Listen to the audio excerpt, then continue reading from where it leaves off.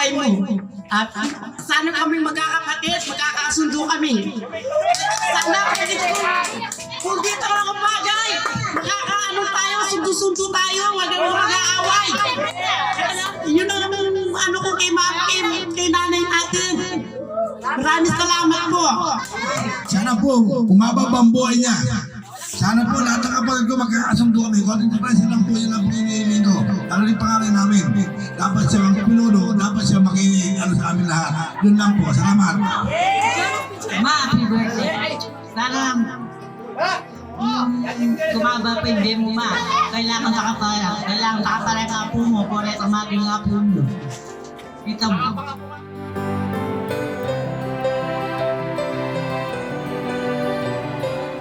Ang anak yung akay sa naging magsalaran ka ang patawaran ilo po kayo. Madam, happy birthday, madam. Picture. Kumabaya ko ni.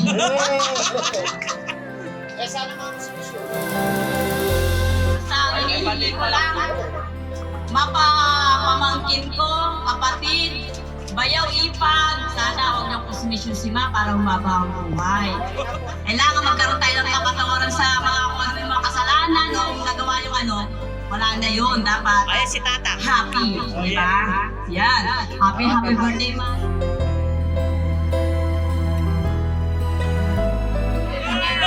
Sana, di ba yung birthday na dahil sa inyo kalakas ka, kabakan ng buhay mo. At sana kami magkakasundo, makakabangkay mga apo, mga manugaw. Wala na mga ano. Ang puso ang mga kasama di ba? Kaya marami akong sasabihin. Mga kasama niya. Happy birthday! Yan lang. Sana marami mang blessing na dumarating sa iyo.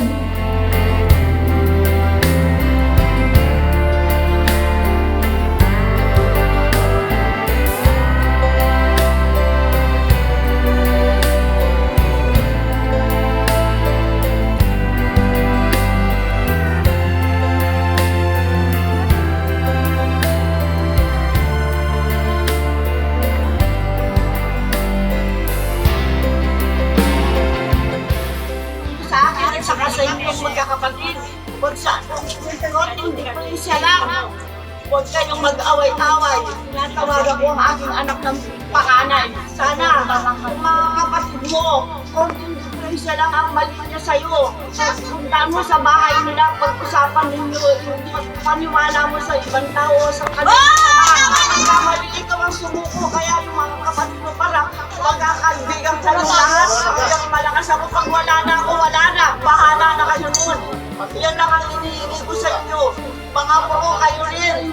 Sana magkaka-isa lang kayo. Kung meron man mali sa inyo, magbigayan kayo. Huwag kayong mag-away-away. Para wala tayong pinsala sa mga taong kapwa natin. Salamat.